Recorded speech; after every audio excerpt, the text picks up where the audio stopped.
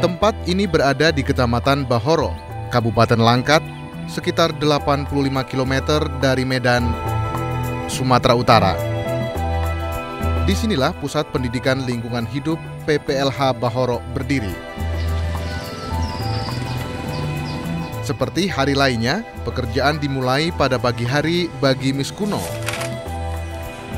Lina tinggal di daerah sekitar Eco Farming Center dan bekerja seperti Miss Kuno di PPLH Bahoro. Hari ini, peserta pelatihan dari Aceh diharapkan tiba di Eco Farming Center. Mereka tertarik pada pertanian organik. Akhir tahun 2005, Eco Farming Center dibangun di dekat daerah wisata Bukit Lawang. Awalnya, sebagian besar lahan Eco Farming Center merupakan lahan sawah yang tidak dikelola, kolam ikan, dan sedikit lahan darat. Luasnya sekitar 1,8 hektar. Berbeda dengan lahan pertanian di sekitarnya, Eco Farming Center dikelola secara organik.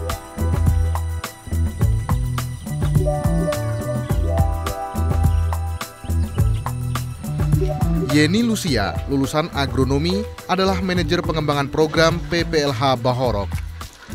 Tujuan Eco Farming Center adalah untuk mengkomunikasikan prinsip, teknik-teknik, dan keuntungan pertanian organik.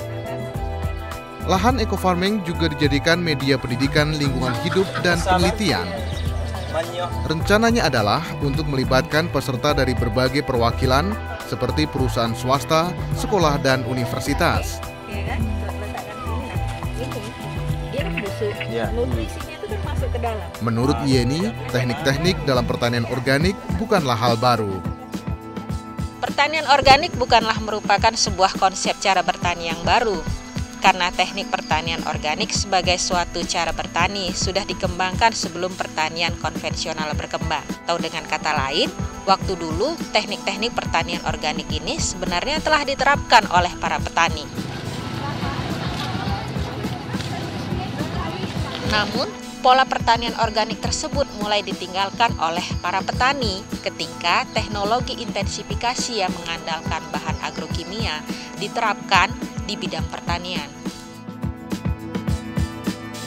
Setelah beberapa waktu, akhirnya disadari bahan-bahan agrokimia membawa dampak negatif bagi lingkungan. Kualitas tanah menurun. Penggunaan pestisida dan pupuk kimia secara terus-menerus dapat mencemari makanan dan air yang menjadikannya makin tidak sehat untuk masyarakat.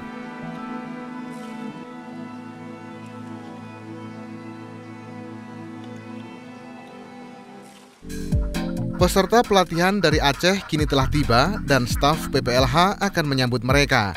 Hari ini peserta pelatihan akan belajar cara membuat kompos dari sampah organik. Pada pertanian organik, nutrisi diberikan melalui pengelolaan bahan-bahan organik.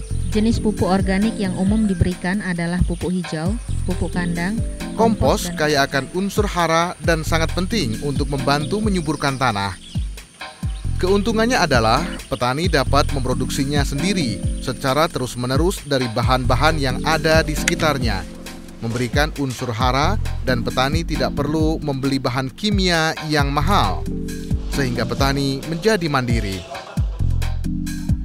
Itu juga merupakan alasan mengapa para peserta pelatihan tertarik untuk mempelajari pertanian organik. Saya tertarik dengan organik karena di samping ekonomi, sehat, dan juga bermanfaat bagi kesehatan tubuh kita. Saya percaya tanaman organik dapat berjalan sesuai dengan keinginan kami karena tapi melalui pelan-pelan dan tidak terburu-buru, karena untuk mengolah tanah yang sudah terbiasa dengan pupuk-pupuk kimia membutuhkan waktu yang lebih lama. Sementara itu, staf PPLH memanen nenas. Nenas ini akan digunakan sebagai salah satu bahan pembuatan mikroorganisme yang berguna mempercepat pembuatan kompos.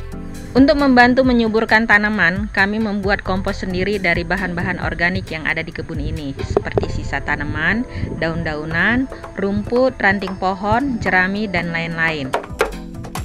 Bahan tersebut kami cacah dan ditumpuk. Untuk mempercepat pengomposan, kami membuat mikroorganisme dari bahan yang ada di kebun ini juga, seperti nanas atau buah-buahan lain, dan dicampur dengan nira atau larutan gula merah.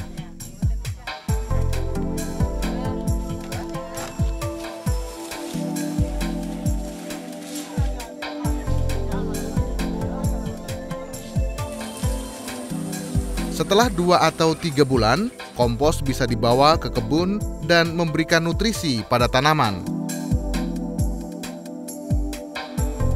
Potensi siklus alam bermanfaat dalam pertanian organik. Potensi siklus alam ini bisa ditunjukkan dengan contoh berikut. Di kebun ini ditanam beberapa tanaman kacang-kacangan atau leguminosa yang membantu menyuburkan tanah atau sebagai pupuk hijau. Karena apa? Karena kemampuan dari tanaman ini untuk bersimbiosis dengan bakteri Rhizobium, di mana tanaman ini akan bersimbiosis dengan Rhizobium yang menangkap nitrogen dari udara dan memberikannya kepada tanaman.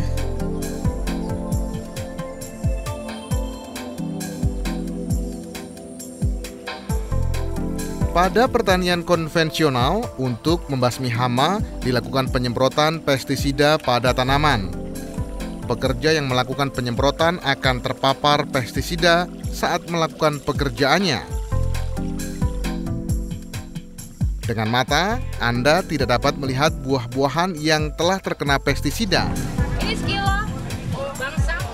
Namun pestisida akan terakumulasi dalam buah-buahan tersebut. Dalam kebanyakan kasus, akibatnya pada kesehatan tidak langsung terjadi. Akibat bisa terlihat misalnya pada iritasi sistem saraf atau sistem imun. Juga mempengaruhi kesetimbangan hormonal pada masa pertumbuhan. Sensitivitas terhadap kanker juga bisa terdeteksi akibat penggunaan pestisida. Untuk mengendalikan hama dan penyakit tidak harus menggunakan bahan-bahan kimia. Meninggalkan penggunaan bahan kimia seperti pestisida, zat pengatur tumbuh dan hormon tidak berarti kehilangan hasil. Konsep organik yang di kebun PPLN yang dimana dilakukan dengan pola tubang sari dan penggilingan tanaman atau rotasi. Di sela-sela tanaman sayuran di keliling kebun ditanami berbagai macam jenis tanaman yang bisa membantu untuk memix kondisi hama seperti tagetes, bunga sepatu, dan jengger ayam yang mana berfungsi sebagai perangkap pengusir hama dan untuk tinggalnya musuh alami yang bisa membantu mengatasi hama yang ada di sekitar tanaman.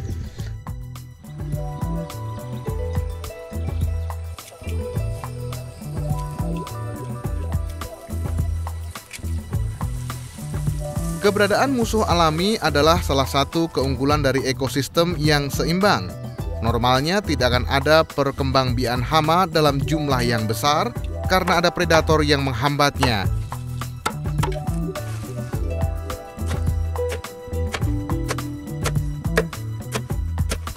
Untuk mengendalikan hama, digunakan daun-daunan seperti Tephrosia, brotowali, gamal, nimba, dan lain-lain. Air perasan daun-daunan tersebut digunakan untuk menyemprot tanaman.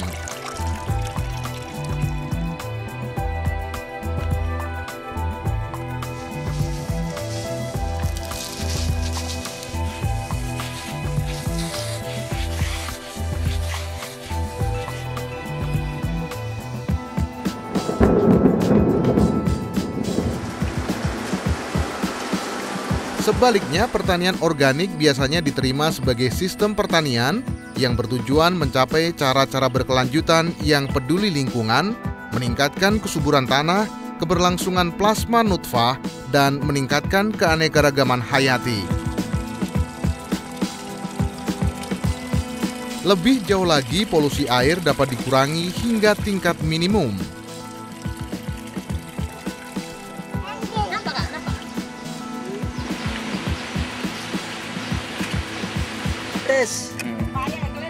Tujuan Eco Farming Center adalah untuk mengurangi dan mencegah masalah yang timbul akibat pertanian konvensional, memberikan manfaat pada masyarakat sekitar dan petani.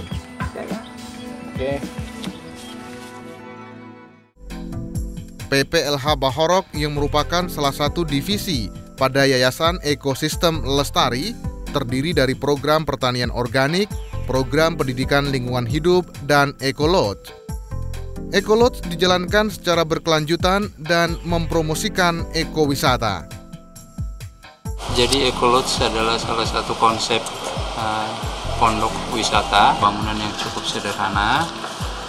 Di samping itu juga ekolodge membawa satu misi media pendidikan untuk masyarakat sekitar, di mana dengan hadirnya ekolodge kita berharap masyarakat memahami apa sebenarnya konsep wisata yang ada di sekitar Bukit Lawang.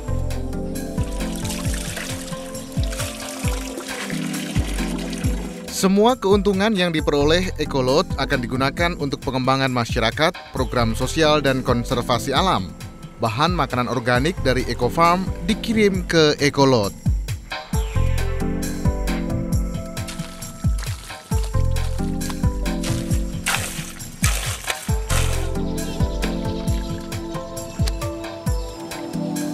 Pertanian organik adalah suatu cara bertani yang menerapkan pola tumpang sari, rotasi tanaman, penggunaan pupuk hijau seperti kompos, melestarikan predator alami, dan pemeliharaan tanaman yang mempertahankan produktivitas tanah dan mengendalikan hama dan penyakit. Bila kita itu makan makanan organik, pertama itu umurnya kita itu lebih panjang, awet muda, stamina kita itu terjaga gitu, dan jauh dari jangkauan penyakit yang nempel di tubuh kita. Dalam hal harga, sayuran organik seringkali lebih mahal daripada sayuran yang diproduksi dengan metode berkebun konvensional. Akan tetapi, bukanlah harga yang menjadi masalah, melainkan keuntungan yang diperoleh tubuh dan jiwa saat mengkonsumsi sayuran yang alami dan tidak terkena polusi. Metode organik adalah usaha terbaik manusia untuk meniru apa yang telah dilakukan alam dengan sangat baik.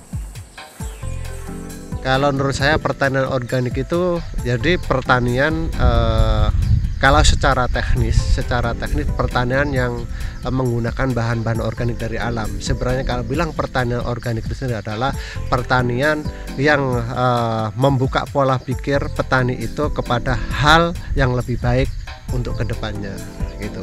Jadi itu dari mulai proses pola pikirnya sampai perilaku petani itu sendiri. Itu kalau dibilang namanya pertanian organik.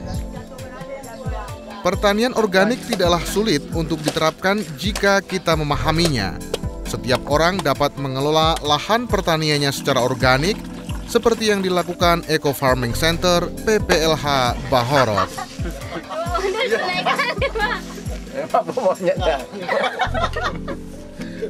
Mana monyetnya besar.